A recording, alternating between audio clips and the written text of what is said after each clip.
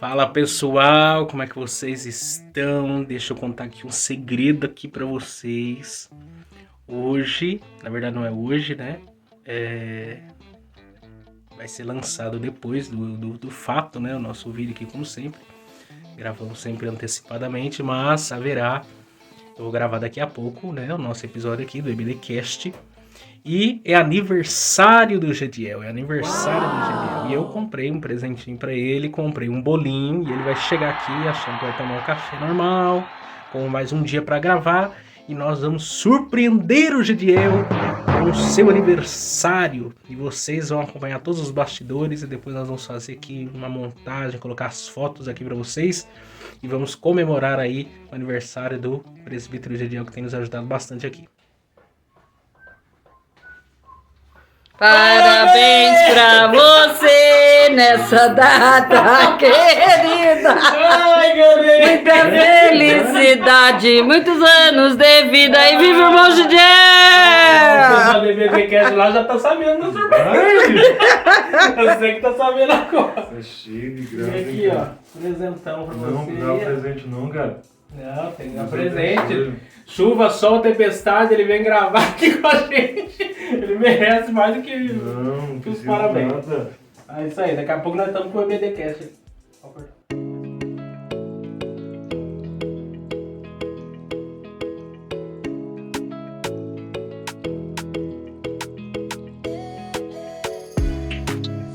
Muito bem, depois da surpresa que vocês viram aí, né, dos nossos bastidores aqui do EBDcast, ganhou um livro, né, um livro aqui, vou apresentar pra vocês aqui, ó. Depois ele vai dar uma resenha aí pra nós aí do livro aí. Editora Agnes. Abrasileirando Paulo Washer. Paul Washer, né, eu quero deixar ele calvinista. Se Vai transformar ele calvinista. Se ele vai conseguir, eu não sei, mas ele tá tentando. O evangelho de Deus, o evangelho do homem, pra ele não virar coachiano, que ele não aderir à teologia coachiana, né? O evangelho de Deus, o evangelho do homem. O né? perigo me quer tentar me tornar um hipercalvinismo aí. Né? Um livro muito bom aqui do... Não, os livros dele são bem embasados. Sim, as pregações, tem uma pregação aí dele aí que eu comentei com o Gediel, tem quase 3 milhões de visualizações no YouTube. A pregação chocante do Paul Washer. Tá traduzido, né? Tá legendado, na verdade. Vale a pena. É uma mensagem, tem uns 20 anos atrás essa mensagem, mas é tão atual quanto quando foi pregado. E os temas aqui são muito bons. O Evangelho de Deus, a fraqueza do homem, o Evangelho de Paulo versus o Evangelho da prosperidade. Bastante coisa aqui pro Gediel depois utilizar esses conteúdos aqui no EBDcast. Isso aqui é fertilizante pra mente do pregador. Ele tá tentando me convencer ao calvinismo. Jesus. Mas, gente, depois de tudo isso aqui, você deu a apresentação hoje, né? Se inscreva já aqui no canal em nome de Jesus. Manda um parabéns aqui pro Gediel aí, as felicitações aí, que ele tá ficando mais jovem. Fala pra eles que eu tenho né? só 2 Que dias. os cabelos estão caindo conforme os anos vão chegando. Eu só tenho 2 dias pra viver 39, hein? Não, quando o vídeo sair, ele já passou dos 40 já. Não. Quando o vídeo for lançado, esse vídeo vai ser lançado Semana que sexta que vem. Que dia vai ser sexta que vem? Dia 19. Dia 18. Dia 18. Então, dia 18 ele já fez aniversário no sábado, né? Que passou. Então já tá velhinho já. Já tá Se nos você 40. quiser falar do próximo assunto, creio que foi isso que eu vi na internet, que o próximo assunto do mês que vem é A Viva. Nossa Senhora Tua Obra. É, Pode ser em cima do Tudo profeta indica aí Abacuque. que o assunto da próxima lição aí, se eu achar aí, eu vou colocar na tela aí pra vocês. Aviva, ó Senhor, a tua obra. Né? Com base em Abacuque, Se provavelmente. né? for, vai Mas ser provavelmente será uma lição temática, porque a CPAD sempre alterna, né? Uma faltada num livro da Bíblia, outra uma lição mais temática. Mas se for, vai ser muito bom mesmo. Mas, gente, se inscreve aí no canal, curta aí, compartilha e vamos rodar a vinheta aí, nós voltamos já já.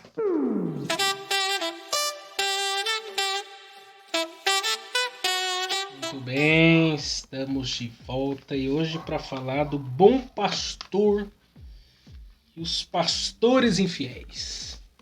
Hoje o negócio aqui vai esquentar, vou ter que até controlar o Gediel no horário, senão a gente não vai acabar esse podcast hoje. Porque o tema tem pano pra manga hoje aqui, gente. O negócio aqui é ser lição de número 8 aí, né? Para você que vai dar essa aula aí dia 20 de novembro. E aí, Gediel? Existe o bom pastor? Existe os pastores infiéis? Sim. Como é que nós estamos nesse quadro aí no Brasil? Corruptos, maus, amantes de si mesmo.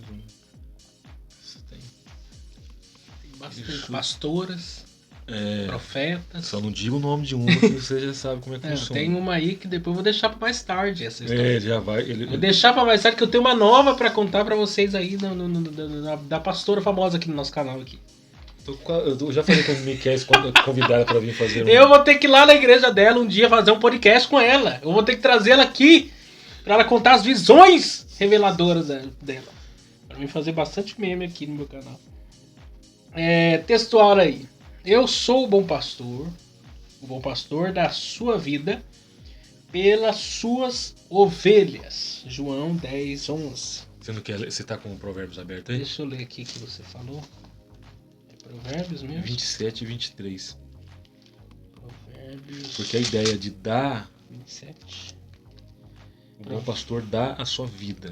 Então se dá porque tem um interesse pelo rebanho.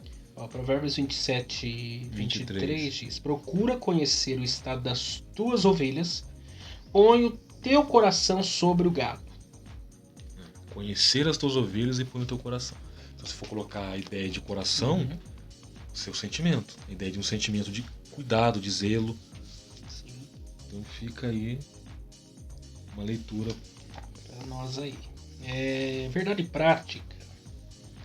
As escrituras revelam Deus como o pastor do seu povo. Mas isso se aplica também aos líderes eclesiásticos. Deus dá bons pastores ao seu povo e também remove os maus. Teve uma lição da escola dominical que falou sobre os dons espirituais e os dons ministeriais. Então nós temos dons ministeriais aqui. Um deles é o dom de pastor. Dom ministerial. Que seria o ancião, né? O bispo, né? E teve uma lição que foi falada sobre a mordomia cristã. Uhum.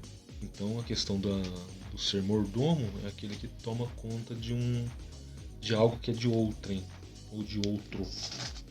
Vamos lá para a leitura. Eu quero fazer a leitura aqui da revista, tá só num trecho, mas eu acho que tendo em vista o tema tão importante. Aqui é do fazer uma 34, leitura capítulo aqui mais. 34, do 1 ao 12. Mas vamos ler aqui. Nós temos lido, eu tenho lido, aliás, a mensagem, para ficar mais claro a informação aqui para nós. Ezequiel 34 diz assim: a mensagem do Eterno veio a mim. Filho do homem, profetiza contra os líderes pastores de Israel. Sim, profetize. Diga a esses pastores: o Eterno Senhor diz, a desgraça virá. Pastores de Israel, a vocês que só levam comida para vocês mesmos. Vocês não deveriam alimentar ovelhas? Vocês bebem o leite? Fazem roupa da lã? Assam os cordeiros, mas não alimentam as ovelhas. Vocês não fortalecem as fracas, não curam as doentes, não tratam as feridas, não vão atrás das desviadas, não procuram as perdidas. Vocês as ameaçam e atormentam, e agora elas estão espalhadas por todos os cantos, porque não há pastor. Estão espalhadas e são presas fáceis para os lobos, espalhadas, minhas ovelhas, sem proteção alguma das montanhas e colinas. Minhas ovelhas estão espalhadas por todo o mundo e ninguém está procurando por elas. Por isso, pastores, ouçam a mensagem do Eterno.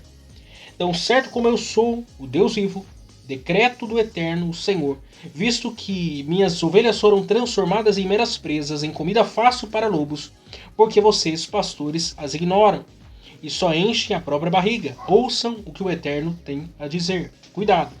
Estou contra os pastores. Vou... Espera aí, gente. Engasguei. Cuidado. Estou contra os pastores e vou pegar minhas ovelhas de volta. Eles estão demitidos. Já não são pastores das minhas ovelhas. Chega de pastores que só alimentam a si mesmos. Vou salvar minhas ovelhas da ganância deles. Eles nunca mais se alimentarão das minhas ovelhas. Somente até aqui. Meu Deus. Vai orando aí pra eu conseguir chegar até o fim. Fica os 2 dias ruim. Tá garganta. Mas vamos lá. Eu acho que tá claro aí, né? Que a mensagem aqui de Deus pros pastores aqui, né? Pastores que na tradução da corrigida apacentam a si próprios, né? Pastoreiam a si mesmos e não um rebanho de Deus, né? Porque aqui, até na introdução, fala 4 pontos sobre a figura do pastor. A saber, os pastores infiéis, versos 1 a 10. Deus como futuro pastor, bom pastor, né? Versos 11 a 16. O julgamento é entre as próprias ovelhas, 17 a 22. E o Messias como pastor de Deus, 23 a 31. Você parou para pensar nessa questão do porquê o julgamento entre as ovelhas? Pode ver, tem um pastor que é bom, tem um pastor que é infiel, e vai haver julgamento entre as ovelhas. Eu estava pensando agora por quê?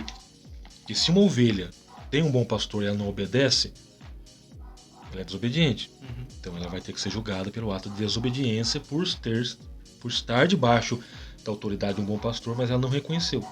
Então, além de Deus julgar a ação pastoral em si que não condiz com a palavra dele, Deus vai julgar a ovelha que está debaixo de uma autoridade de um pastor que é bom, mas ela não quer. Que é aquela, no caso, que não aceita a autoridade nem do A nem do B. É a teimosa. Já não é mais ovelha, ele tá mais pra bode, porque daí vira bode. Que diz que o bode tende a dar coisa no pastor, a ovelha não. Então, até as ovelhas serão julgadas, porque se tem um pastor que é de Deus, e elas não querem obedecer, então deixa para o É interessante essa analogia, né, que a Bíblia faz de pastor, ovelha, rebanho, aprisco, redil. Todas essas nomenclaturas, né, são muito utilizadas no nosso meio, tanto no Antigo como no Novo Testamento, e que é uma analogia, da minha ótica, perfeita, né, porque a ovelha é realmente um animal, se você for estudar lá, muito frágil, né? Um animal que ele exige um cuidado ali, muito dependente, como se fosse um bebezinho mesmo. É muito dependente. 100%. Muito dependente. Se você observar lá a ovelha, você tem que cortar a unha dela lá, senão não consegue andar também. A lã, por exemplo, uma ovelha molhada, por exemplo, com toda aquela lã, ela pode até morrer. Não consegue se movimentar, quando o peso do corpo aumenta. E até na hora de cortar a lã tem que saber. Não, tudo, é um cuidado. Se tiver perto do inverno, se eu cortar demais, se eu tirar muita lã, a ovelha morre. No calor, se eu deixar muita lã, ela se aquece muito. Então é um bicho dependente mesmo. Totalmente. Tem um caso de um pastor aqui em Pinda, que ele tinha 2 ovelhas. Aí ele falou que certa feita as ovelhas se assustaram. Aí parece que o latido do cachorro, ao invés dela fugir do canil, ela pulou pra dentro do canil. Nossa. E ele contou isso, que ele tinha essas 2 ovelhas. Ele falou assim, o cachorro latiu lá por uma eventualidade, ao invés dela fugir para uma outra parte do local onde elas estavam, ela pulou. Simplesmente pulou a grade para dentro do canil. Então pulou para dentro da boca do predador. Você vê? Exatamente. E também é um animal bem assim, ele se distrai muito fácil. Ele exige realmente um cuidado ali bem real. Até a voz do pastor, né, quando a Bíblia fala, as minhas ovelhas me conhecem, né, e reconhecem pela voz, sim, porque isso é um fato. O contato que ela tem com o pastor diário não deixa ela se desperder do grupo, porque ela, pela voz do pastor, ela está conectada, ela sabe quem que é, né? Ela não atende a qualquer um, mas se ela vai se distanciando, aí ela fica sujeita aos lobos aí, né? Ela vira, como o texto diz aqui, vira presa fácil. Foi feito um teste com uma, se não tiver enganado, 1 ou 2 pessoas. Tinham várias ovelhas e o primeiro chamou. Reação nenhuma. O segundo chamou. Aí o terceiro, que era o pastor das ovelhas, quando ele chamou, você vê que todas viram a cabeça para o lado da voz e vieram. Pensa bem, são 5 anos, 10 anos cuidando das ovelhas, desde bebezinho, ela ouvindo a mesma voz. Quando tem 10 anos, o que ela fala? Opa, E a tendência não pode ser um pastor só para cuidar do rebanho. Não, certo é mais. Porque se um vir a faltar e o outro não tá lá, como que elas vão responder? Lembra de Davi? Davi, quando foi lá na guerra, Levar o ele mantimento. deixou substitutos lá Sim. pra cuidar pelo zelo que ele tinha com o rebanho do pai dele. Que era o rebanho dele, né, na verdade. Ele era o pastor do rebanho lá. Isso subentende que ele tinha auxiliares ali pra trabalhar junto com ele, por causa que na ausência dele alguém precisava socorrer o negócio. Né? E se as ovelhas olham pra ele e dizem, não, a gente não vai te obedecer, sendo você não é Davi. Não. Opa, a voz de Davi eu conheço, mas a sua também. Porque já tem ali Isso é afinidade. ali. E a afinidade que é legal. Eu seria no sentido da vida espiritual. Por exemplo, se você ficar no meio de 1000 pessoas, e melhor, colocar seu pai no meio de 1000 pessoas, e seu pai der um grito, você fala, opa, essa é a voz do meu pai.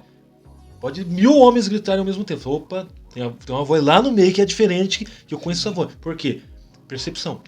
Tem coisa que é inconfundível, né? É o seu campo perceptível. Inconfundível. Primeiro tópico aí, sobre o rebanho. Primeiro é necessário identificar a ovelha, seu sentido literal, para compreender o sentido metafórico. Isso pode explicar a razão da Bíblia nos comparar com ovelhas. O Salmo 23 apresenta um quadro perfeito dessa comparação. O salmo mais famoso, né? Quem não conhece esse salmo? Até o ateu mais convicto, ele sabe decora o Salmo 23. Segundo meu pastor, nada faltará. E assim vai indo. Primeiro subtópico é a ovelha, né? Que nós estamos falando aqui. Ovelha é a fêmea do carneiro. E o cordeiro é filho do carneiro até um ano. Completou um ano, ele deixa de ser o cordeiro. Aí passa a ser carneiro.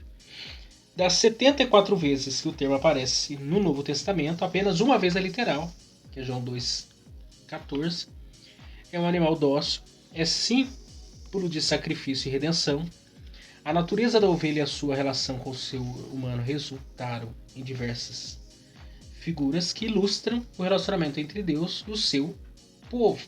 Aí você vê por que João Batista usa a expressão eis o cordeiro. Porque o carneiro nunca era sacrificado. Sim. Porque o carneiro é o reprodutor. Né? Então, se eu sacrifico o reprodutor, eu vou ter que esperar um cordeiro se tornar um carneiro para poder entrar como reprodutor. Então, sempre é o cordeiro o objeto de sacrifício. E João está dizendo, está aí quem é puro para o sacrifício. É o Cristo nascido de mulher. Não, nós somos essa ovelha aqui, né? Que tem até um salmo, eu tô tentando achar ele, que diz que não foi nós que... Foi ele que nos fez ovelha do seu pasto, lembra desse salmo? Eu não lembro agora qual é esse salmo. É sempre alguma coisa, mas não tô lembrado exatamente qual é.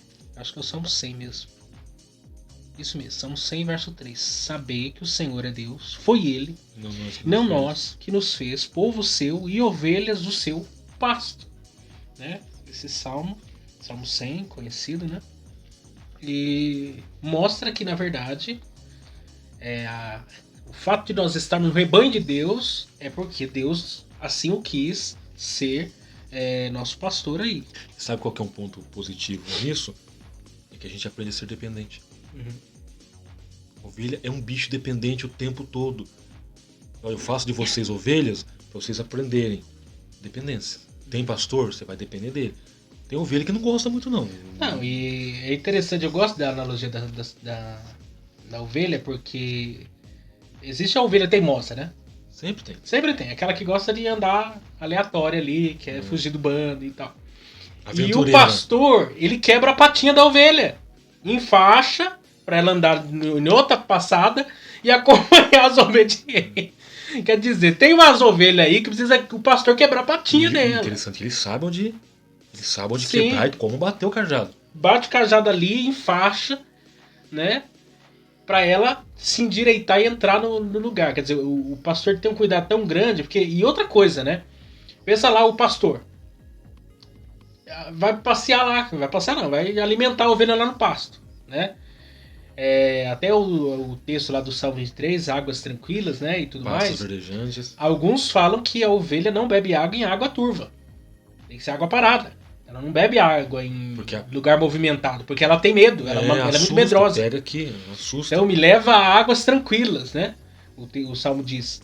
E por exemplo, tá lá andando no campo, etc. Aí grudou um carrapicho na lã da ovelha lá, deu um nó na lã. O que o pastor vai pegar? Vai pegar ela no colo, vai colocar ela no colo, vai cuidar ali, tirar os carrapichos dela, né? Vai conversar com ela. É um processo diário, é um negócio, é de fato como se fosse um bebê. Né? É que nem o cachorrinho novo, quando você pega pra criar, que você tem que dar até mamadeira pro bichinho. Né? É mais ou menos isso. Você tem que cuidar da ovelha, tirar a lã, todo aquele processo, alimentar e etc.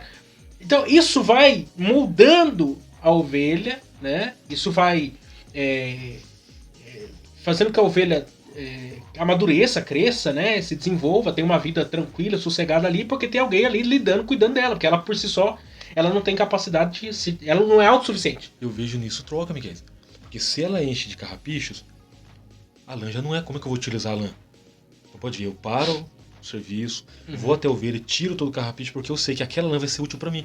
Então vamos dizer, o que a ovelha tá dizendo? Tira o carrapicho de mim, que sempre você vai ter lã pra você. Olha a troca. Cuida bem de mim, que eu vou te dar lã. Não. Então se eu deixo o carrapicho, um carrapicho gruda no outro. Daqui a pouco tem aquele bolo de lã. Eu vou ter que cortar, já fica falha. A ovelha vai reclamar, olha, viu? Não havia necessidade disso. Se você tivesse tirado o carrapicho antes, Sim. é troca. É o cuidado ali. Exatamente. De modo que o texto que nós lemos, ele vai dizer: a fraca não fortaleceste, e a doente não curaste, e a quebrada não ligaste, e a desgarrada não tornaste a trazer, e a perdida não buscaste, mas dominai sobre elas com rigor e dureza. Quer dizer, aqui no caso do pastor, que não cuida da ovelha. Sim. Que não trata da ovelha. Aí, se você não trata da ovelha, ela vai perecer. É porque a ideia da desgarrada é o seguinte, se eu tenho, vamos colocar no contexto de hoje, eu tenho 1000 membros. Se sumiu uma, eu continuo com 999. A maioria, a quantidade maior ainda continua comigo. Não interessa, é uma só, ela vai, mas não. A ideia do cuidado preciso, do cuidado real, do cuidado pautado, do cuidado que é parte do ensinamento aprendido com Cristo, que ele é o bom pastor. Opa, então, meu prezado, toma conta pra mim aí das 99, que eu tenho que ir atrás da outra. É porque o evangelho ele inverte as coisas. Na cultura do nosso mundo, o que mais importa é os 99, não uma. É a quantidade. Né? A quantidade. Só que no evangelho, uma é mais importante do que 99. Aí você vê, olha, Ou é tanto quanto importante quanto 99. olha pra você ver, o que gera festa nos céus? Não é por causa de 1000, nem de 99, por causa de uma. Então se uma se arrependeu e voltou pro redil, porque o pastor foi atrás, conversou com ela, você precisa voltar, que não é bom pra você. E nessa você é presa. parábola, né, as 3 parábolas lá de Lucas Lucas 15, a ovelha perdida, a dracma perdida e o filho pródigo, lá ele começa a passagem para falar dos fariseus. Né? Ele tá dando uma atacada nos fariseus. Ele começa conversando com eles. Lucas 15, chegando-se a ele todos os publicanos e pecadores para ouvir, e os fariseus e os escribas murmuravam. Veja bem, estava publicanos e pecadores para ouvir. Quer dizer, ele já não gostava dos publicanos. Os publicanos era marcado para morrer ali. Aí chegou os fariseus e os escribas, murmuravam dizendo: este recebe pecadores e come com eles. Né? Aí ele começa a contar a parábola. E ele lhes propôs essa parábola dizendo: que homem dentre vós tendo sem ovelha? Daí ele começa a contar a parábola. Sim. Porque Jesus está colocando o quê? O que é mais importante? Como em outro momento, indagado pelos fariseus também, ele diz, né? Ele sentado à mesa com os publicanos lá e pecadores. Se não me engano, na casa de Mateus lá, né? O publicano. E ele falou assim: mas os médicos vêm para quem? Para os doentes ou para os sãos? Para os doentes. Porque na mentalidade dos fariseus, só se você for limpinho, aí você merece ser cuidado. Aí se você for limpinho, aí você é o cara. Mas no evangelho não. Se você for sujo, quanto mais sujo, perdido, né, tá na pior situação, aí é que o evangelho funciona. Porque é pra isso. Essa a finalidade. É pra pegar o que não presta e resgatá-lo. Porque se fosse pra Deus trabalhar com quem já é limpo, que graça que tem? Que graça que tem o poder do sangue? Aí ele tá mostrando aqui. É mais importante 99 ou uma? Uma. Isso mostra a singularidade da pessoa. Porque não existe essa. Deus não olha para nós no arrebanhado. Tem lá 100 membros numa congregação ou 1000 membros. Deus não tá olhando no arrebanhado. Ele tá olhando individualmente cada um. Cada um tem seu valor intrínseco pra ele. Claro. Não é aquele negócio assim, não, essa igreja tem mais membro, ela é mais importante pra Deus, essa aqui tem menos membro, tem menos importante. Não, porque são pessoas.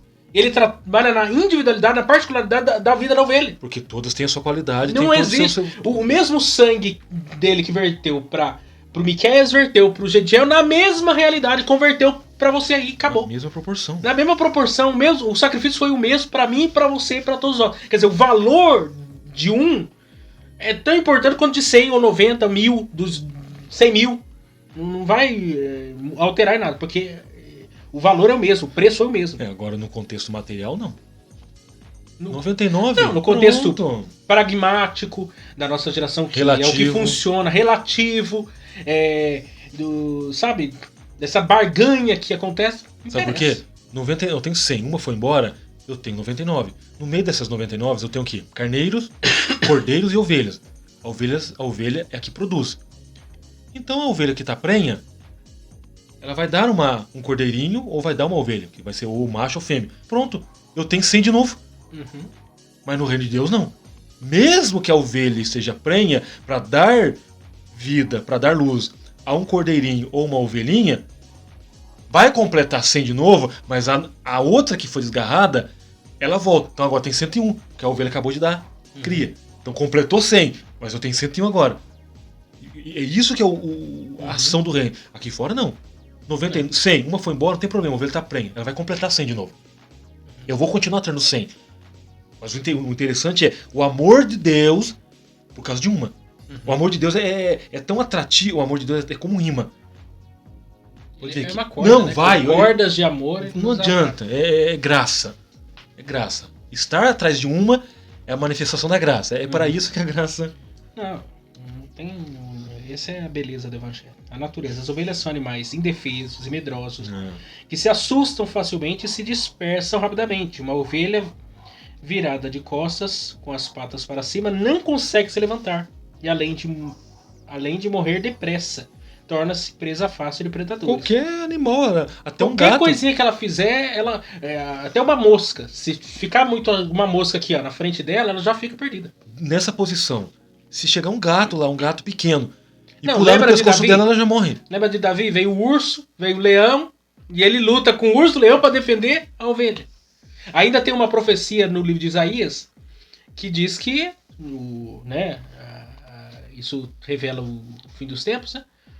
O reino de Cristo na Terra, em que o leão e a ovelha vão coabitar no mesmo lugar. Que é a ideia do estado milenal. Paz e harmonia, não haverá essa coisa. Aí você vê como que isso pode. O boi, Já pensou? pastando do lado do tigre. O leão olhando pro boi e falou: olha, você daria um bom A bife, zebra hein? passando perto do leão, né? Que a gente Por vê exemplo, né, nos Discovery da vida, Como né? que o leão pensaria, olha, você daria um bom bife, mas já que nós estamos num outro estado, eu vou comer grama com você. Porque a ideia ali é o leão comendo. Mas é isso que você vê, a ação de Deus. É como se voltasse no Éden. Como é que funcionava no Éden antes do pecado? Será que o leão ficava lá com o garfo e a faca, olhando pro boi, ó? Não, mas Tô pronto basta pra a te gente degustar. ver, ler o texto lá do povo no deserto, porque nós caímos nos mesmos pecados do povo no deserto. Aí alguém pergunta assim, meu Deus, como que pode um negócio desse? Por quê? Porque a natureza da ovelha, ela ela transcende o tempo. Em todas as gerações. décadas. Em todo tempo tem um povo igualzinho. Sim. Cometendo os mesmos erros, as mesmas incredulidades. Qualquer coisa a pessoa remete-se às mesmas coisas passadas. Eu tô lendo, comecei a ler Eclesiastes hoje na leitura diária. E tem uma parte lá que Salomão fala. As coisas tendem a se repetir com o tempo. Já passou. Não. O que tá acontecendo hoje já aconteceu. Sim. Então você vê. Sempre tá ali, ó. A mesma coisa. Você vê, há 20 anos atrás, acontecia isso. Você olha, mas tá acontecendo? Não. Pega Mudou uma só pessoa- o endereço. Pega uma pessoa aí de 90, 100 anos, lúcida, e conversa com ela sobre a igreja de 80 anos atrás. 1920. Que ela viu, que ela viveu. Ela vai mostrar pra você que as mesmas coisas, talvez diferente algumas coisas, mas a mesma realidade de luta que nós estamos enfrentando hoje, enfrentavam há 100 anos atrás. Sim, só mudou a... O homem é o homem em qualquer tempo, qualquer geração. A casa é a mesma, só mudou o endereço. As coisas mudam. E eu vejo que a gente é um povo sem história. O brasileiro é um povo sem história, né? A gente não conhece muito a nossa história. Por isso que repetimos constantemente os mesmos erros. Mas o Martin Lloyd Jones, ele diz que uma das formas mais excelentes de você aplicar a pregação, né, é você conhecer a história da igreja. É muito importante você, como pregador, você na hora de aplicar certas coisas, você voltar na história da igreja e dizer assim, nós no passado passamos por isso aqui. Nós no passado erramos nesse mesmo ponto aqui, e agora nós estamos podendo chegar na mesma situação. Porque a história, ela é pedagogo ou é coveira. Então, o povo que não conhece a história, ele é um povo que vai cometer os mesmos erros de novo. Sim, exatamente. O mesmo erro. Qual que é a fala de Jesus? Meu povo perece por falta do quê? De conhecimento. Aí, é falta de conhecimento? Todo conhecimento era passado oralmente. Olha, filho, o nosso tataravô saiu do Egito, viu o mar se abrindo, comeu maná, tal. Ele passou pro filho, que passou pro filho, que passou para mim, que estou passando para você. Então era conhecimento. Aí Jesus fala, meu povo perece por falta de conhecimento. O profeta Oséias faz a mesma citação, se não estiver enganado. Meu povo perece por falta de conhecimento. Você vê, olha o que o conhecimento gera. Inclusive, reis por não conhecer as escrituras. É aquilo que você está falando. Há 20 anos atrás era uma coisa. Volta no tempo. A casa é a mesma, só mudou o endereço. Era na rua 8, agora na rua 20. Sim, mas são problemas que porque a natureza da ovelha, do ser humano, né, que aqui a gente está fazendo, a lição vai trabalhar muita analogia, é a mesma. É a mesma. Então, problemas que a gente enfrentou há 10, 15 anos atrás, a gente vai provavelmente cometer e errar e enfrentar agora de novo. Se você for ver. E assim vai indo até Jesus voltar. Quem que é o predador que ataca a igreja? A Bíblia fala que o diabo é o nosso. Está ao nosso derredor. Como leão. Opa, como leão. Então, como predador. O mesmo predador que atacou a igreja no começo aqui no Brasil, de todas as denominações que professam a mesma fé, é o mesmo predador que está atacando hoje. Ele muda as estratégias, né? Exato. Que ele é um cara estrategista. São mais de 6 mil anos de luta contra a humanidade, desde Adão e Eva até hoje. Mas ele já conhece o ser humano o suficiente para atacá-lo. Pode ver, como predador, eu faço o quê? Eu ataco o rebanho para dispersar uma. Essa dispersa é que eu quero. Então, e qual que é o principal objetivo do diabo? É transformar a verdade em mentira. Ele pegar uma verdade e distorcer essa verdade. É o que ele fez lá com Eva. Será que foi É isso mesmo verdade que que você não pode comer uma árvore do jardim? Foi isso mesmo que Deus falou pra você? Aí vem a Eva e responde, não, mas não foi isso que Deus falou. Se eu comer, certamente eu morrerei, blá blá blá. Não vai morrer não. Aí, aqui... Morrer, rapaz. Você vai ser igual a Deus. Ele começa a acrescentar a palavra daquilo que Deus não falou. Ele começa a tirar aquilo que Deus... Ele promete que Deus não falou e ele tira a consequência daquilo que Deus falou. É distorcer a verdade. Pode ver, eu não consegui, então eu vou tentar levar o ser humano a querer uma posição. Porque ele sabe que o ser humano é um ser facilmente influenciável, tem suas limitações, sobretudo por causa do pecado. Aí fala assim, não, eu vou ter que manipular esse cara aqui. Tem que colocar umas cascas de banana aqui no caminho dele pra ver se ele... fazer igual o Chapeuzinho Vermelho, colocar aqui comer os pãozinhos dele e levar ele pra casa da bruxa. É uns negócios assim. E tem gente... E pasme, o povo cai nos mesmos erros. Porque você fica vendo, Gedeão, eu não sei se você tem essa impressão, mas eu tenho, eu observo isso. As pessoas caem nos mesmos pecados a vida toda. Parece uma epidemia, a pessoa repete o mesmo erro. Viu alguém passar por aquilo ali, ela volta no mesmo buraco que outra pessoa caiu. Como que eu entendo aquela fala? Que e sabendo que aquilo era errado. O Deus desse século cegou o entendimento das pessoas. Se cega o entendimento, eu não tenho compreensão, eu não entendo, eu não tenho clareza. Se eu não tenho clareza, então alguém faz por mim. Pode dizer, o Deus desse século cegou o entendimento, cegou e eu não consigo enxergar. Se eu não consigo enxergar, eu preciso de um guia. O que o diabo vai fazer? Vem pra cá, vira direita, esquerda, agora cai no buraco. Pode ver, se ele cegou meu entendimento, eu não tenho visão do que eu tenho que fazer. Então eu preciso de um guia, a ideia de um cego. Quem que vai ser o guia desse cego espiritual? O Deus desse século cegou o entendimento das pessoas para que não conheça a verdade. Ele vai querer ser o guia. Porque ele cegou o entendimento, ou eu não consigo enxergar. E você é o seu guia. Aí ele entra nessa questão. Olha, Deus não é bem isso não, hein? Olha, o caminho certo é isso daqui. Sim, aí a pessoa começa a ceder ao desejo dele. Sim, porque a gente percebe... Inclusive, por isso que a grande questão não é começar, né? É terminar. Começar, todo mundo começa. O negócio é concluir. É terminar, como Paulo dizia, combati o bom combate. Acabei a carreira, guardei a fé. O difícil é terminar a carreira. O difícil é passar 30, 50 anos no evangelho e dizer assim, eu fui fiel a Deus. Eu lutei constantemente porque existe super crente, Mulher Maravilha crente, Superman crente. Não. A gente tá em guerra, a gente tá em luta. Santificação não é uma coisa da cabeça do homem. Se o Espírito Santo de Deus não nos ajuda, a gente vai cair. A gente vai cair. Só que é uma luta. E são decisões, e são escolhas, são renúncias o tempo todo. E aí eu percebo que tem pessoas que cedem com muita facilidade. A qualquer coisa, qualquer tropeço, qualquer coisa. Mas como que eu entendo a fala dos fracos na fé? Será que não tem? O que Paulo falou? Eu queria dar para vocês um alimento mais substancioso, com mais substância, mais pesado. O que ele falou? Eu não posso. Eu vou ter que ficar dando leitinho. Então vai ficar o tempo inteiro naquela mesma vidinha. Toma o leite, coloca aqui, bate nas costas para rotar. Rotou, agora coloca para dormir. Aí canta uma música de ninar. Vai ficar naquela vidinha como criança até quando? Olha a fala de Paulo. Quando eu era menino, eu discorria com o menino, chora, eu dá falava. chupeta. Eu tinha a vida de menino. Quando eu cresci, acabou. Então até quando eu vou manter, até quando eu vou continuar como fraco na fé? Irmão, tome cuidado, porque ele é fraco na fé. Mas ele vai ser fraco até quando? Ele é fraco porque não se nutre de uma palavra forte? Não, é gente que tá fraco na fé 20 anos de evangelho. Então, e que tipo de alimento que eu tô porque, comendo? Olha, eu vou ser bem sincero aqui. Nós estamos numa aula que vale a pena a gente tocar nessas feridinhas. Eu não consigo entender você, se você tá me assistindo aqui, tá assistindo a gente aqui. Você tem 20 anos, 30 anos de evangelho, você nunca leu sua Bíblia, você não é crente. Porque que crente é esse que diz que ama a Deus, diz que entendeu o evangelho, entendeu o sacrifício de Cristo, não quer conhecer esse Deus? E não se nutre daquilo que é saudável. E não ama a palavra de Deus e não lê. Olha, eu vou falar pra você.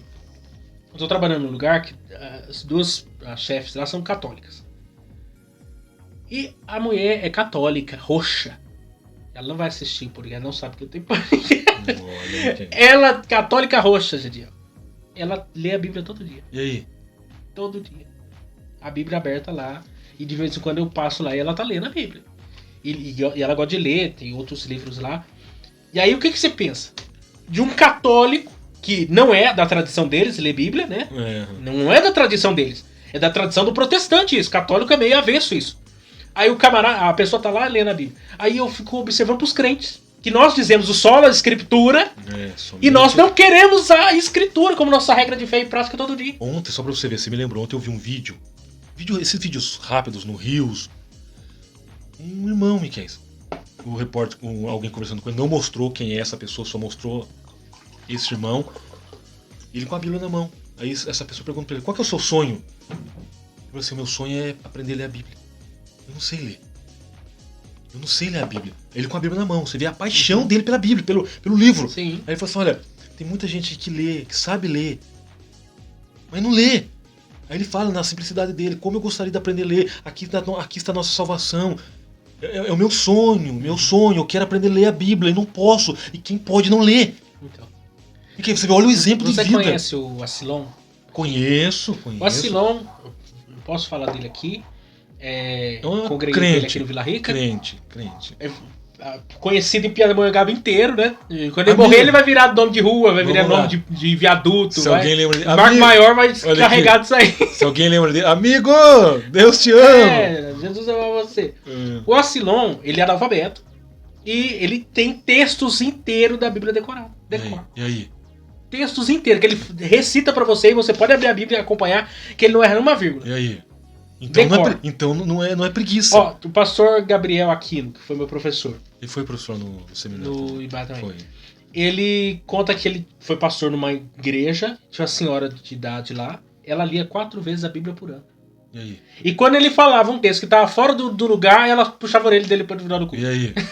Vai. 4 vezes ela lia a Bíblia por ano! E olha a idade dela, Miquel. Avançada idade, imagina isso, você faz a conta. 20 anos lendo 4 vezes. Porque eu fiz um cálculo, eu comecei com o propósito de ler 3 vezes no ano. Lendo 3 vezes no ano, a cada 4 meses. Então eu terminava, janeiro, fevereiro, março, abril, terminava e começava. Aí deu pra fazer, depois eu falei, opa, vai pesar, que eram 10 capítulos por dia. Sim. Agora eu fiz propósito de 2, de 7 capítulos. Então terminou a leitura, tô em Eclesiastes, já caminhando, já no Antigo Testamento. São 7 capítulos por dia, você lê a Bíblia 2 vezes no ano, não pesa. Pensa. Alguém fala, por que eu vou ler a Bíblia toda vez se é a mesma coisa? É aí que é a questão. A forma de Deus falar comigo não é da mesma forma. A gente não bebe água aqui toda hora pra se hidratar. Fica um dia sem beber água pra você ver o que acontece. É perigoso. Fica um dia sem tomar banho, sem escovar o dente. Não fala E isso. depois, faz esse teste aí pra ver o que acontece com você. Se você assistir muito Cascão... A leitura você da vai ver. palavra é como se fosse uma asepsia da alma. É você fazer aí. Ainda. Tem uma frase agora eu esqueci. Mas a leitura da palavra é como se realmente você estivesse fazendo uma higiene da sua mente, de todas aquelas coisas ruins. É você organizar a sua mente com a palavra de Deus. Iluminar a sua mente com a verdade da palavra de Deus. Você viu a pesquisa que fizeram pra quem lê a Bíblia? Que parte do cérebro da pessoa é diferente? Sim. Que a pessoa que lê a Bíblia mesmo tem uma parte do cérebro que é diferente? Tem inúmeros benefícios ali. E aí? Agora alguém fala, não, mas eu não vou ler a Bíblia porque é uma linguagem difícil. Não é. Já é na nossa linguagem. Já é revelado. Então Deus não precisa revelar mais nada referente à Bíblia. Já está revelado. Ah, mas eu não leio porque não tenho tempo. Eu não sei o que você faz em 24 horas. Então, Não. Se você não eu tem não aceito 15 minutos. Ah, mas eu trabalho, eu entro cedo. Ah, eu estudo à noite. Eu não sei o quê. Você tem. Não interessa. Não, eu tenho Você Bíblia tem no que pegar a celular. sua agenda. Eu tenho Bíblia no celular Então, hoje. você tem que pegar a sua agenda e você fala assim, tá, eu vou... Porque a gente é assim, não é assim? Você vai trabalhar, você faz um planejamento, você entra 8 horas, você tem que, eu vou pegar ônibus, Opa, eu vou de carro, eu vou de moto, então eu tenho que acordar 1 hora antes. Claro. Ou, eu vou fazer o café de manhã, vou comer o pão. Você faz um planejamento pra você encaixar tudo e chegar 8 horas lá no serviço, não é assim? Ainda tem que chegar antes das 8. Né? Porque senão o chefe olha torto pra você ainda. Eu só tenho 5 minutos de tolerância. Aí o que acontece? Você se planeja. E quanto a leitura da palavra de Deus? E quanto a oração? Porque são coisas que se você não encaixar na sua rotina de vida, você passa a vida inteira sem conhecer a Deus. Aí vai chegar no céu pra quê? Agora, qual que é a finalidade de um pastor? Porque o céu é conhecer a Deus. Sim. Aí não quis conhecer a terra, vai achar o céu um tédio. E aí, já que a gente fala da postura de um pastor, qual que deve ser a postura de um pastor? Cobrar do rebanho. Mostrar lendo a Bíblia, não, pastor, igual a história de uma irmã que perdeu o óculos, já contei isso daqui, e o óculos ficou perdido por 6 ou 8 meses, e a irmã não achava o óculos, até que um dia abriu a Bíblia e o óculos estava dentro da Bíblia. Miguel, então faz o sentido.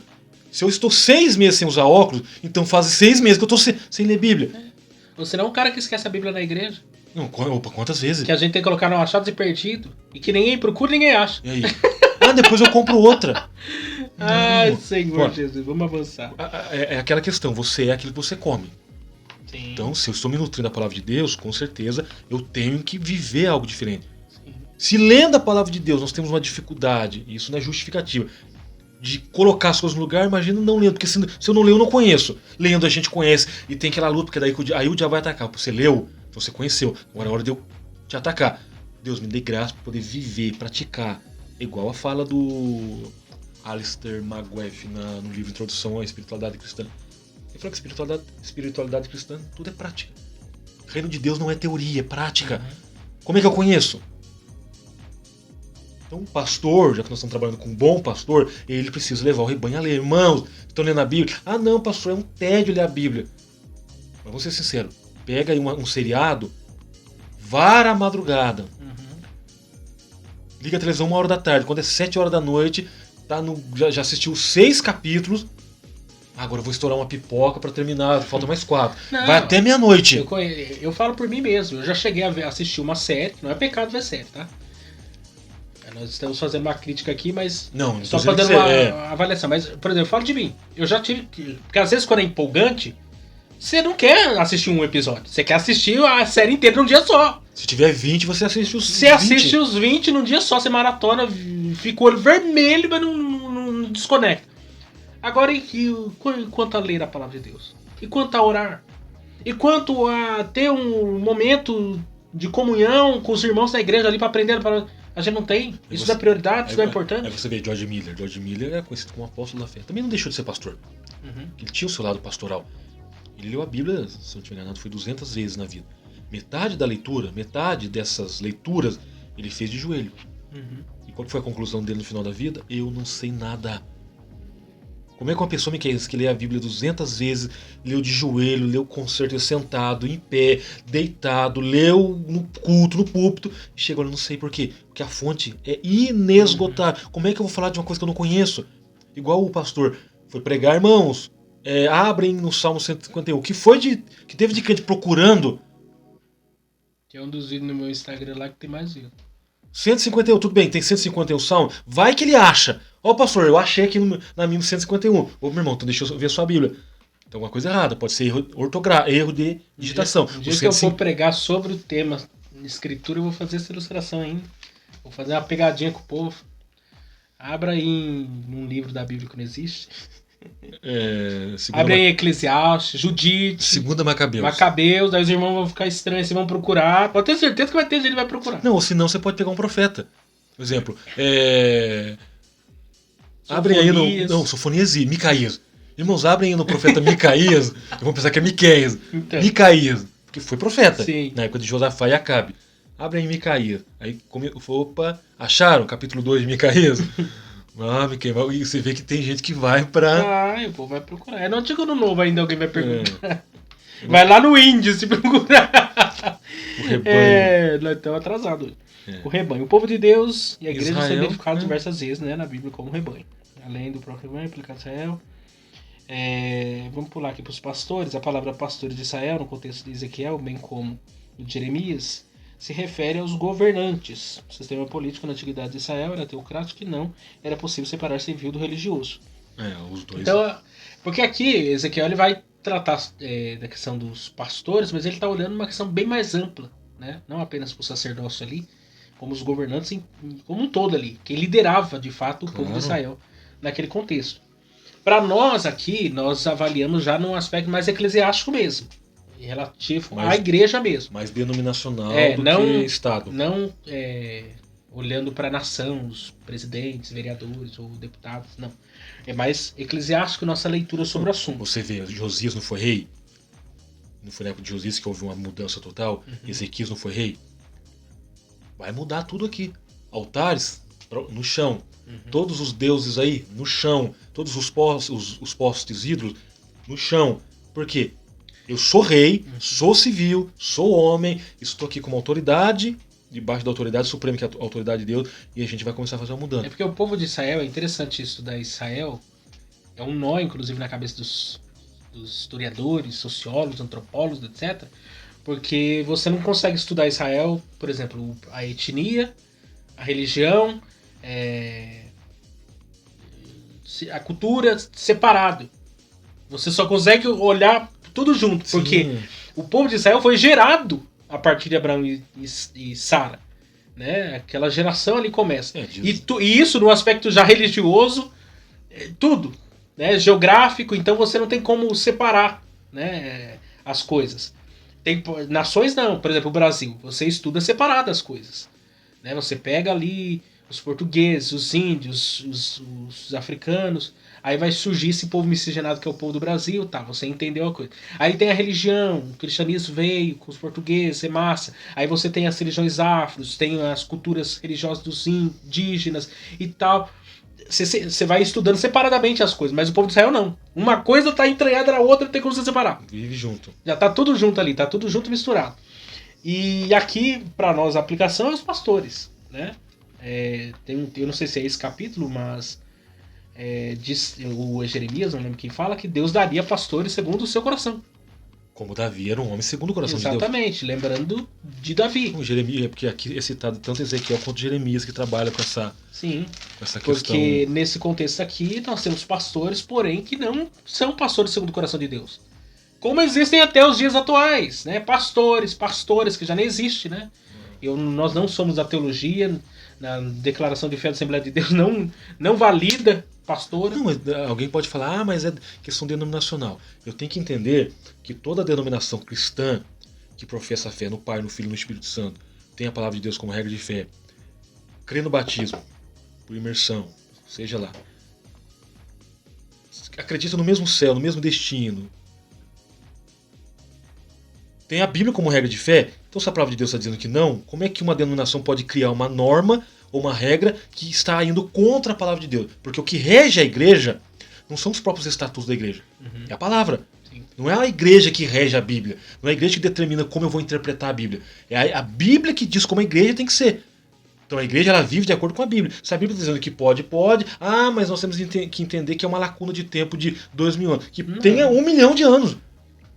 A aplicação dela... Aí vão falar que é porque naquele tempo, no contexto cultural, as mulheres eram oprimidas, e aí Paulo era é uma muito leitura, machista. aí é uma leitura feminista do texto. Aí é exegese. Então, Você coloca no texto que não está no então texto. vamos lá, olha a E contradição. na verdade, se você estudar o texto original, no contexto da época, você percebe que Paulo está, na verdade, furando a bolha ali. Que a mulher não deveria nem aprender nem nada. Paulo Ele ainda mandou- ele tá dando crédito à mulher. Tá Paulo- dizendo assim, que a mulher aprenda em casa. Paulo é bem usado. Como a carta a Filemon é um furo, assim, na história em relação à escravidão. Porque quem que sai em defesa de um escravo? Não, Paulo tá dizendo, olha, Ninguém sai em defesa de um escravo. Onésimo é útil para mim. E ele que era um cidadão romano ainda. Então, aí você vê a questão. A Bíblia é a palavra de Deus. Paulo diz que ela é inerrante, inspirada, apta para discernir e tal, tem toda aquela gama de informações acerca da Bíblia. Quando Paulo começa a escrever, ele está sendo inspirado por quem? Por Deus. Então, quando Deus institui homens no ministério, Deus está errando? Não. Porque a palavra é inspirada por Deus. É Deus quem está determinando como Ele quer que seja. Então, se Deus não determinou o pastoreio feminino, porque a palavra de Deus foi escrita por homens, sim, porém inspirada por Deus. Então eu tenho que comprar a briga com Deus, eu tenho que chegar para Deus e dizer, o senhor é machista? Deus vai dizer, a palavra é minha. Eu determinei assim, inspirando os meus servos a escreverem. Mas tem que ter porque a questão a mulher, ela atende melhor. E como é que fica a questão da autoridade? Porque a mulher não pode usar de autoridade sobre o marido. Vamos dizer no seu contexto, você casou, tal, de repente a Paula é pastora. Daí eu divorciei. Aí Aí vai ter divórcio, fica registrado esse vídeo aqui, hein? Aí você vê, como é que vai usar essa questão da autoridade? Porque eu tenho que entender que a palavra de Deus é a regra de fé. Aqui não é machismo, é Deus quem determinou.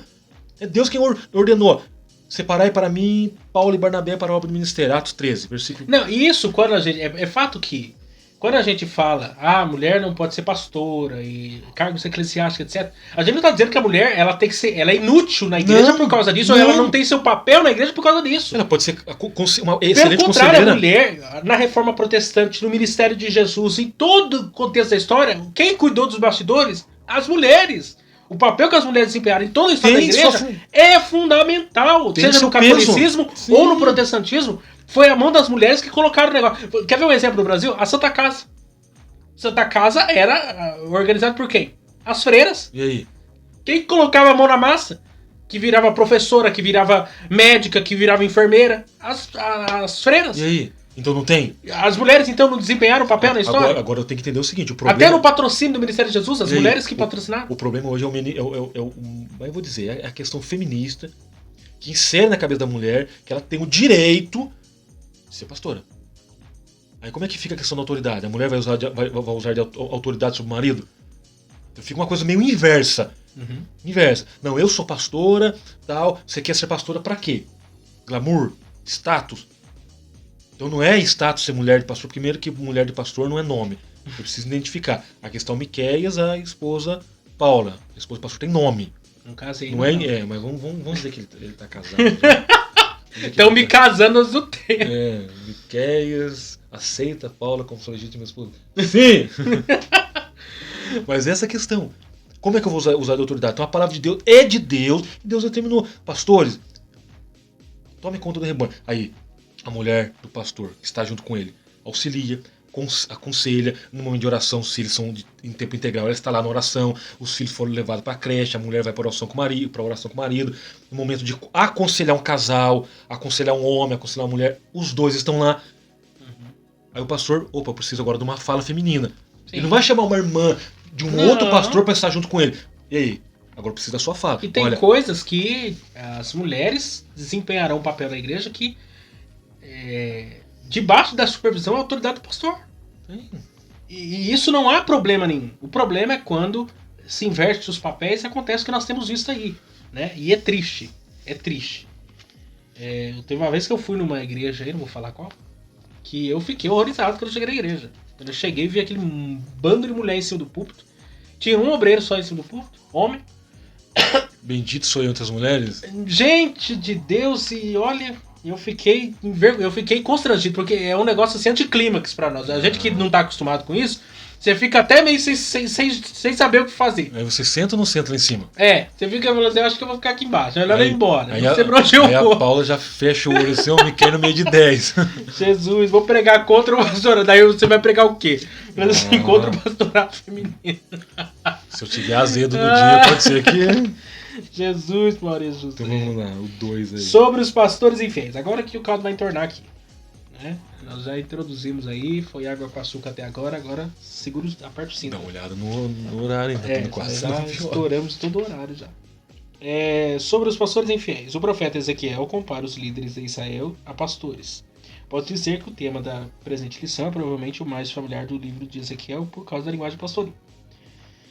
O pastor de ovelhas. A função primordial do pastor é alimentar, guiar e proteger o rebanho. Isso ilustra bem o papel do líder de uma nação. Então, olha só. Aí você vê alimenta, guia e protege. E qual que é o livro que eu posso usar como guia?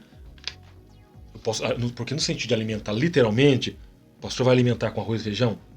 Eu tenho 1000 membros lá, todo domingo, todo culto eu vou dar janta. Então. Aí, se eu alimento com a palavra de Deus, eu consigo ter um rebanho que entende o que é ser guiado. Pode ver, se eu alimento com a palavra de Deus, o rebanho entende o que é ser guiado. Sim. Porque ele sabe que o alimento é bom. E o que acontece? Se eu sou guiado por um alimento que é bom, eu me sinto protegido. Pode ver, uma coisa liga a outra. O alimento que é bom leva a ovelha a ser guiada. Se a ovelha está sendo guiada por um alimento que é bom, ou para um alimento que é saudável, ela se sente protegida. Porque o alimento protege ela do quê? De todos os ataques. Opa, eu estou protegido porque eu aprendi que o que é certo e o que é errado. Deixa eu ler um texto aqui. Atos 20, verso 28, Paulo falando aos anciões, né, da igreja de Éfeso. Olhai, pois, por vós e por todo o rebanho sobre que o Espírito Santo vos constituiu bispos, para apacentar a igreja de Deus, que ele resgatou por seu próprio sangue. Então veja bem, quem constituiu como bispo foi o Espírito Santo, não foi. Eu não me intitulo pastor, eu não me autoconsagro, vou colocar minha mão, eu consagro eu mesmo a pastor. Vou no monte com um litro de azeite. Não, vou pegar aqui um balde de azeite e colocar. Não, nada disso. Quem chama, quem vocaciona, quem dá dons e distribui dons é o Espírito Santo. Claro. Efésios 4:11, uns foram dados para apóstolos. Quem que deu? É Deus, deu porque a necessidade da igreja chama a atenção. O próprio texto lá que você falou anteriormente. Apartai, pois, a mim, Barnabé e Paulo para uma grande... Atos 13:2. Por quê? E diz lá que foi o Espírito Santo, o povo orando e jejuando. Ele falou para mim. Separai para mim, o Espírito Santo que tem vontade própria. É o Espírito Santo que governa a igreja nesse sentido. E ele revela, interessante que ele revela Cristo pra gente entender como viver Cristo. Outra coisa, constitui o bispo. Para apacentar a igreja de Deus. Não é a minha igreja, não é a igreja do Gediel. É como um mordomo mesmo, né? Mordomo que está cuidando de algo que é de outro. Aí, vamos lá para Pedro, 1 Pedro 5, que ainda deixa mais claro isso, diz, verso 1. Aos presbíteros que estão entre vós, admoesto eu, que sou também presbítero com eles, e testemunha das aflições de Cristo e participante da glória que se há de revelar. Apacentai o rebanho de Deus que está entre vós, tendo cuidado dele, não por força, mas voluntariamente, nem por torpe ganância, mas de ânimo pronto, nem como tendo domínio sobre a herança de Deus, não é herança sua, mas servindo de exemplo ao rebanho. E quando aparecer o sumo pastor, alcançareis a incorruptível coroa de glória. Então já ficou bem claro, né? Tem que ter cuidado dele, não por força, né? No sentido de... Não é para assumir uma postura de pastor obrigatoriamente, ainda ele vai dizer na continuidade, mas voluntariamente, né? Ou não obrigando ninguém a ser sua ovelha, vamos dizer assim. Tudo isso acontece voluntariamente pela própria ação do Espírito. Não por razões pessoais, por torpe ganância. Eu quero ser pastor porque eu quero ser o cara com muitos seguidores, ele me aplaudindo, me dando envelope no final no aniversário, tendo um festão de arromba, porque eu vou ter seguidores. Não é por torpe ganância. Não é essa a intenção da questão de ser pastor. Mas de ânimo pronto, né? Nem como ter domínio sobre a herança. Não, essa igreja é minha. Eu fiz uma patente dela. coloquei meu nominho lá, fiz um papel timbrado, coloquei meu nome lá, essa igreja é minha. Eu tenho 20 anos aqui. Gente, a igreja não é tua, meu querido amigo irmão. A igreja é de Deus. Você está na responsabilidade. Mas se for a hora de você sair também daí, o dono da igreja é Não, Jesus. o problema não é isso. O problema é quando o camarada é usado em dizer eu só saio daqui no caixão. Já teve gente que saiu mesmo. Sim, a igreja é de Deus. Já saiu mesmo. Funerária. Você não sabe o lucro que dá pra funerária isso daí. Caixão de 5 mil reais. É. Ah, eu não saio daqui, a não ser que Deus me mate. Eu vou sair daqui no caixão. Então sai, não tem problema. O caixão tem 6 alças. São 6 obreiros pra te carregar. Tem Se não sai de um jeito, sai a reboque. não Mas tem, sai. Não tem jeito. Porque Faz o culto fúnebre ainda antes de você ir embora. e se reclamar no caixão, a gente ora, faz um tipo de oração diferente lá. Por Não, quê? e outra, servindo de exemplo ao rebanho. Os fiéis. Ó, dependendo da tradução. Né? É. Porque se você está numa posição de liderança, as pessoas querem o quê? Falam, não, esse cara aqui dá pra seguir ele, porque ele vive uma vida coerente com o que ele fala. Então tem que entender o quê? Que o pastor é o espelho. e que A igreja é a cara do pastor. Se o pastor ora, a igreja ora. Se o pastor ama a palavra de Deus, Opa. a igreja vai amar Bom, a palavra de foi o Deus. pastor Hernandes, a gente pode citar o nome dele aqui com todo É. respeito por conhecê-lo. Você quer saber se uma igreja ama a Bíblia ou não? Você fez a leitura do texto, a igreja fechou a Bíblia. Pronto. Você foi para um culto, cantou demais e deu um tempo curto para a mensagem, acabou de provar que aquela igreja não ama a Bíblia. E a culpa é de quem? A culpa é da liderança. Sim. Porque. E pior que é interessante, isso é muito característico, né? Eu tenho tido a oportunidade de pregar em umas congregações. E você chega no lugar, você percebe que aquela igreja é de um jeito, porque o pastor daquela igreja é daquele jeito. Sim. Você chega numa outra congregação, você vê uma baderna, algumas coisas. Por que é assim? Porque o pastor daquela igreja é daquele jeito. A igreja pega a característica do pastor. Ovelha é igual uma. Ela copia. Se você é um pastor muito duro, a igreja fica ali, centrada. Vamos lá. Bonitinho. Ovelha é igual Epson. É igual máquina de Sherry. Faz uma cópia boa. Então, se é um pastor fervoroso, a igreja é fervorosa. É muito característico. Mas por quê? Deus colocou alguém ali para liderar. Esse povo vai ganhar característica. E tem que ser exemplo. Tem que ser exemplo. Os dois. O que os governantes faziam? Que cuidavam de si mesmos. Então estavam mais preocupados. Nessa leitura. Sim. De torpe ganância. Então eles estavam vivendo a torpe ganância, a vontade de si mesmo, Sim. pensando mais no meu bem-estar. Porque, vamos lá, a ovelha dá lã dá dinheiro. A carne dá dinheiro. Os pastores de Israel que se apacentam a si mesmos. Sim. Não apacentarão os pastores as ovelhas? Pergunta retórica. Comeis a gordura e vos vestis da lã e degolais o cevado, mas não apacentais as ovelhas. Por isso. Eu estou interessado Esse é só o no que a ovelha pastorado tem. aqui que Pedro está dizendo de torpe ganância. Torpe ganância. Eu estou interessado no que? A lã dá dinheiro. A carne dá dinheiro. A pele dá dinheiro. Até o osso dá dinheiro.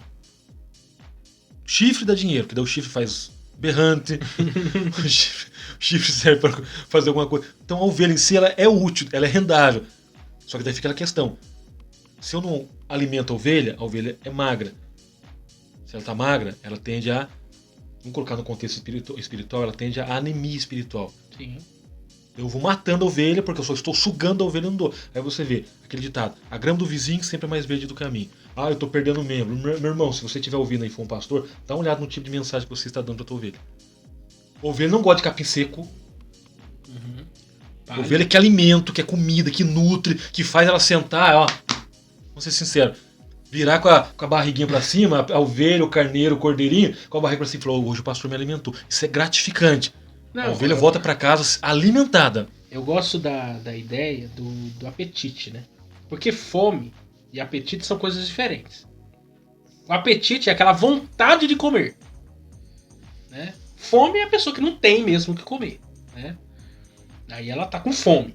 Mas o apetite é aquela vontade. Sabe aquela vontade que você tem de comer uma macarronada lá no final de semana? Aquele frango cozido, assado, aquela costela bem bonitinha. Queijo parmesão ralado na hora. Entendeu? Aquela pizza que você vai comer, aquele lanche lá, aquela batata recheada lá no shopping, aquela coisa. São coisas que dão apetite, né? Você tem apetite. Quando o camarada não tem esse apetite espiritual, ele vai pra igreja, mas ele come lá uma comida requentada, lá um miojo da vida. Ele come lá uma comida congelada lá, que coloca no micro-ondas lá e depois você come e o negócio tá duro igual pedra. Como que chama essa? Embutidos. O cara sai, ele não quer nem voltar naquele lugar. Ele pode estar com fome, ele pode estar com o que for, ele não quer voltar naquele lugar. Agora, quando ele vai, ele se alimenta bem, aquilo dá apetite nele. E ele quer mais. E ele o quê? Quer mais. Aí ele volta naquele mesmo lugar. Não é assim? Quando você compra uma comida legal num certo lugar, você vê que aquilo é bom, você não volta lá? Interessante que você faz até propaganda. Faz, por quê? Porque aquilo te deu apetite, saciou sua vontade. Eu coloquei uma frase no Facebook. Uma igreja quando está empanturrada por qualquer tipo de comida, ela não aguenta um alimento sadio. Porque ela já empanturrou. Sim. Faz o teste. O camarada vive a semana inteira, de domingo a sábado, comendo hambúrguer, pizza, pronto. Aí, no próximo domingo, ele começa comendo arroz, feijão, um bife, um frango, um ovo, uma salada, um copo de suco natural. Aí, vai na nutricionista e conta pra ela tudo que ele comeu na primeira semana e na segunda semana. O que ela vai fazer? Olha, na primeira semana você matou seu corpo. Não que eu seja contra pizza, eu como, eu gosto. Na segunda semana você nutriu o seu organismo. Você comeu salada, você comeu arroz, feijão, você tem carboidrato, tem tudo isso. Aqui, olha a lista de coisas que você comeu, olha a lista. Aí você vê 20 itens que prejudicou meu corpo, 100 itens que beneficiou meu corpo. A nutricionista tem razão? É óbvio que tem, porque ela sabe. Então, quando eu pego um alimento, pastor, eu sinto muito, mas eu não vou voltar mais aqui, que eu já vi que não tem escola dominical, culto de ensino é campanha, porque o senhor vive à base de campanha aí, e uns textos fora de contexto. Não, é que você não está acostumado com esse ambiente. Não, eu não precisava. Exato. Debaixo de eu determino, eu decreto, eu mando. Exatamente, pastor. Amarro, eu solto. É que eu estou acostumado com alimento. Eu gosto quando o pastor pega comigo, o texto expõe para mim, me alimenta. Sim, porque, gente, eu vou falar aqui uma verdade. Agora a palavra aos pastores, já que a lição tá mais aos pastores. Eu não sou pastor, mas o Gediel tá de apoio. Apoio moral. Pegue um livro inteiro da Bíblia e pregue em nome de Jesus o culto de ensino. Não abra mão do culto de ensino para pregar a palavra em nome de Jesus. Porque a igreja, inclusive o pastor Euclides fala sobre isso aqui, né? A gente pode usar ele como exemplo.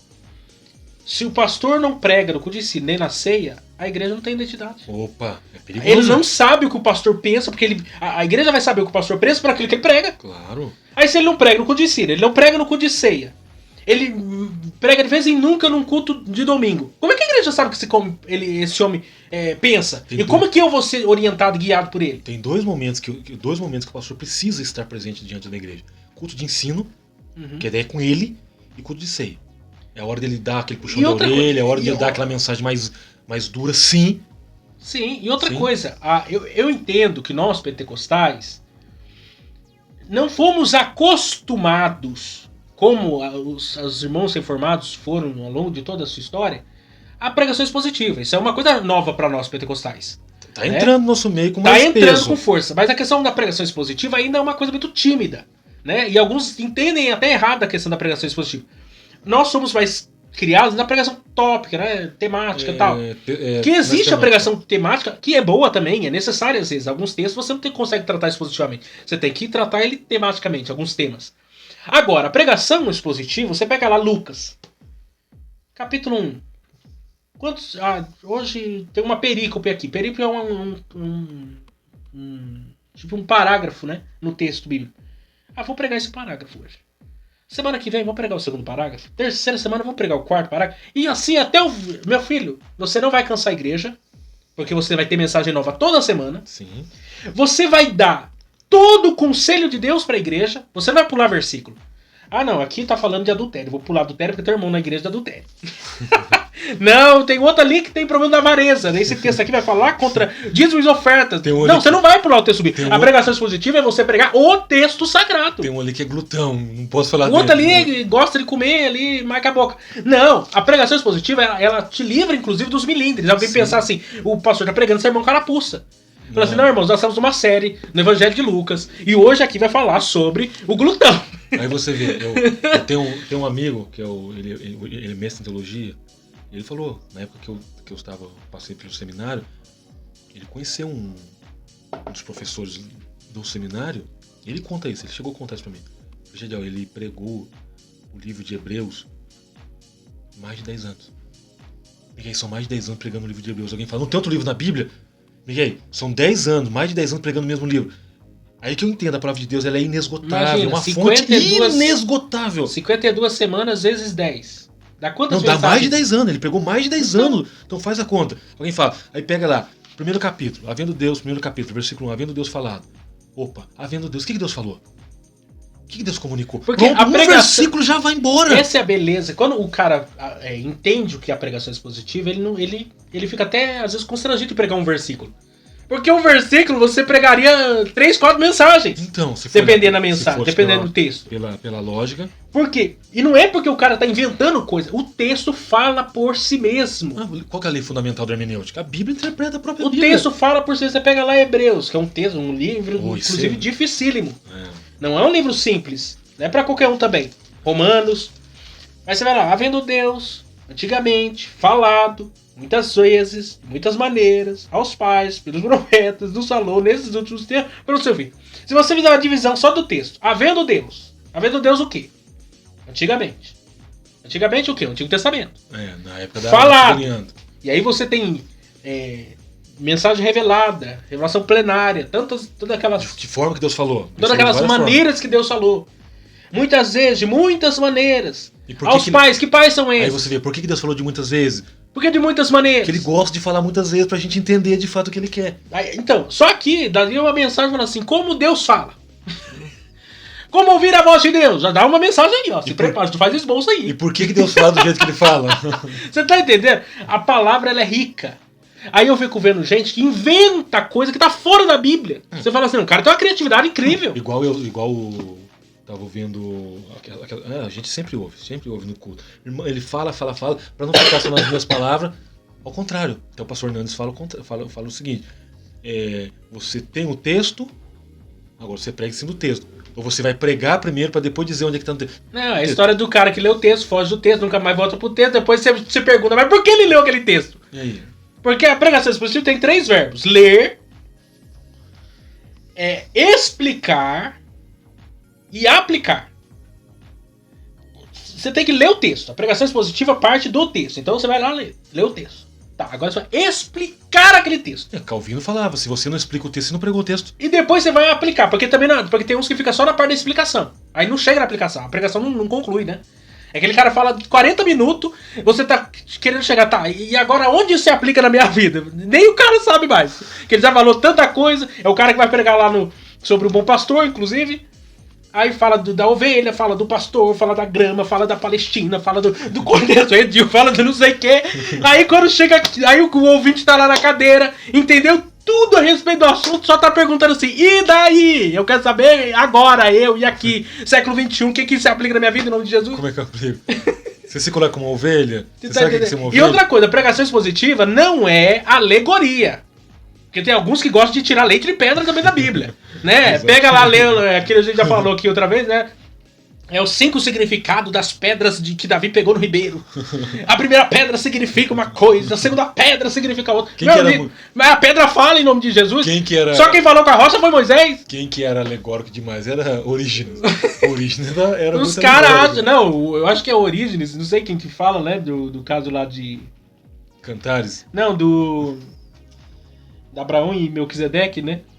O pão, o vinho, simbolizando a vinho, o corpo de Cristo, tudo é tipologia, tudo é alegoria. Não dá, gente, também não dá. Tem coisa que já é tirada leite de pedra. Igual Cantares, tem Orígenes colocava aquilo como se fosse Cristo é a igreja, mas tem situação ali que você vê que é muito íntimo. Então, Mostra um lado mais vamos acelerar aqui, que terceiro nós aí. estamos atrasadiços. que os governos os não governantes- faziam. Versos Não 4, cuidavam das ovelhas. 4 e 5, que a gente falou, né? A fraca não fortaleceste. Exatamente. Verso 8 é: vivo eu, diz o Senhor Jeová, visto que as minhas ovelhas foram entregues à rapina e vieram a servir de pasto a todas as feras do campo por falta de pastor. E os seus pastores não procuraram as minhas ovelhas, pois se apacentaram a si mesmos e não apacentaram as minhas ovelhas. Quer dizer, são pastores que não estão cumprindo o seu papel de pastor. Isso é muito triste. Quando você tem um pastor, ele está na função de pastor e ele não está cumprindo a sua função. Porque alguns, isso faz parte do contexto pós-moderno. Eu li um livro, do pastor Sandro Pereira, ele fala do pastor no contexto da pós-modernidade, e o que nós vemos? São pastores que acham que o negócio é ser um empresário, é ser um cara de negócios. Ele é um pastor no contexto só urbano, né? Que ele vai ali uma vez na semana no culto, prega, tal, vai pra internet, fica legal. Mas ele não tem cheiro de ovelha. ele num contexto rural, em que o povo fala nós, né? Fala porta. Nós vai, nós vem. Fala aquela linguagem que você tem que orar lá, que chega lá, o cara, a porquinha dele tá doente, ou a galinha não tá botando, coisa assim, ele tem que... E o cara chega lá, pastor, ora pela minha porquinha, ora pela minha galinha pra ver se ela...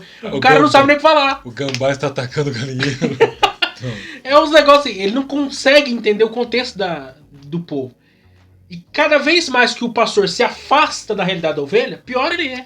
Pior pastor possível. Igual a história do pastor que foi pra uma comunidade, uma igreja, mais um contexto rural. E foi pastor de uma igreja lá, tinha um irmão que era bem assim, humilde no jeito de falar. Vivia na roça e tal. Um dia esse irmão orando a Deus.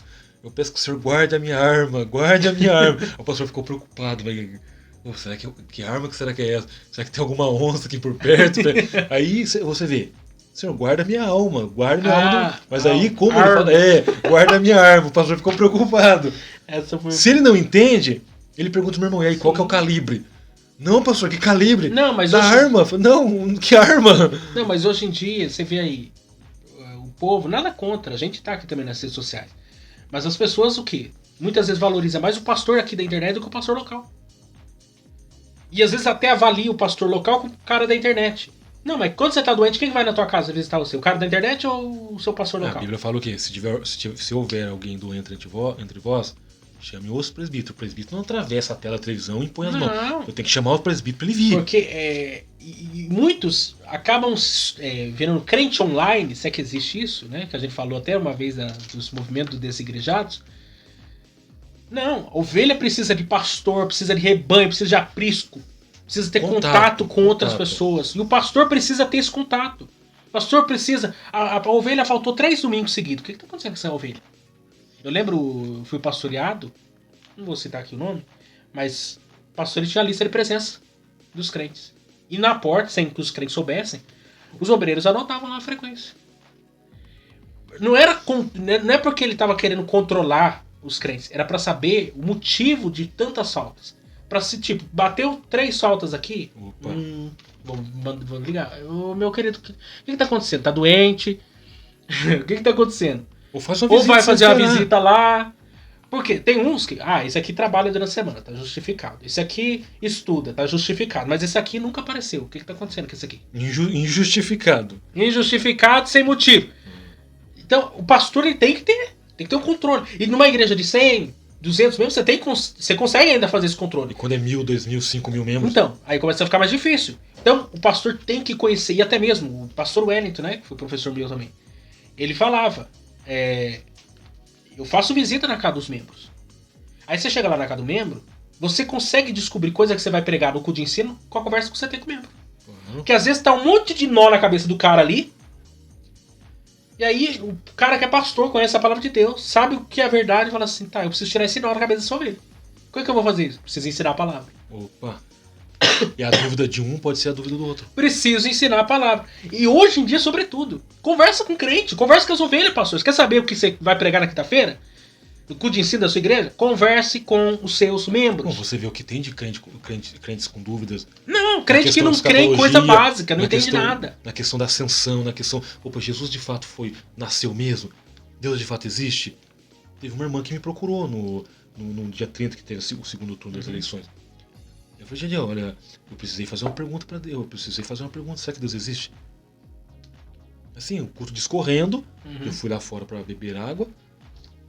Aí, como ela acabou tocando assunto, eu falei, será que eu pequei? Eu acabei... Falei, não, Deus existe sim. Preciso entender que Deus existe. A pessoa pode ver, uma dúvida. E outra dúvida, gente, Cristo volta agora ou volta depois? Opa, segunda dúvida. Não, e outra coisa... você pega o exemplo aí desse assunto da política. Nunca se falou tanto de política como nesses últimos anos. E principalmente nesse crente, ano, né? Eu acho que o pastor que é prudente, ele tá vendo que isso é um assunto que tá na boca do povo. Inclusive, muitos estão com medo que vai acontecer daqui a 4 anos. Outros estão colocando, inclusive, terror na cabeça do povo em relação a isso. Você, como pastor, você tem que pegar a palavra de Deus. Vamos ver o que a palavra de Deus diz sobre algumas coisas? Porque são coisas básicas pra gente entender. Vamos lá. Vamos já pular pro terceiro. Não, tem o quarto, as ovelhas dispersas. versos. Que na verdade é o contexto tanto da nação de Israel quanto de. Melhor, falando para Judá, que é o reino do sul, mas fazendo São as menção. ovelhas que se desgarram, porque se os pastores não cumprem seus papéis, Elas vão embora. a ovelha sem pastor tá sujeita Qualquer, aos lobos. qualquer lugar para ela serve. Qualquer lugar é. Que é o que acontece, né? Essa migração de crente de igreja, para denominação, para denominação. O que é isso? É a ovelha perdida sem pastor. Então, tem um livro sobre isso. Foi escrito pelo Ricardo Bitum, Os Mochileiros da Fé. Acho que é isso. Acho que é Os Mochileiros da Fé. É verdade, migração. Pô, não gostei dessa igreja, pronto, coloca a mochila. Porque vou tem pra gente outra. que já foi da Assembleia, da Metodista, da Deus e Amor, da Cristã do Brasil, ele já foi da Igreja Católica, já foi da Macumba, ele já foi do Espiritismo. Eu não sei de onde ele foi. E aí o cara tá com um monte de coisa na cabeça, crê em tudo, crê em Deus, crê em mesa branca, crê em Não, agora. Nossa Senhora. Agora. É igual o crente que teve a oportunidade, aí ele tá lá falando e não sei o que, Nossa Senhora. Então, Por quê? Porque ele crê em um tudo. exemplo, eu saí da Assembleia e fui pra Batista, pronto, ele tá na Batista há 20 anos. Pronto, ele parou ali. Eu saí da Batista e fui pra Assembleia. Ele tá 20 anos na Assembleia. Ele parou ali. Então ele saiu de um contexto e foi pro outro. Agora o ruim é quando começa essa coleção de cartão de membro. Ele tem uma carta de sapato. Irmão, o que o irmão tem? Tem 60 cartões de membro. Figurinha minha de... Aí coloca um quadro na parede e tem lá. Vamos bater carteirinha. Todas membro. as denominações de pino ele passou. Por quê? Não. Mas eu conheço gente que já foi de todas as igrejas. Mas você aí, imagina. mas aí que a questão me quer. Eu tenho um livro que fala sobre isso do Thomas Robson.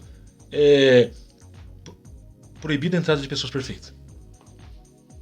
Inclusive na capa do livro tem uma porta, aquelas portas de madeira, estilo aqueles castelos medievais.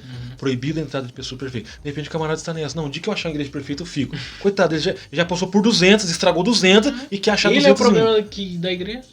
Eu não gosto da autoridade pastoral, eu não gosto de submissão. Não, gosto mas que o aquilo pastor que eu manda te em falei mim. também, a gente tava falando antes.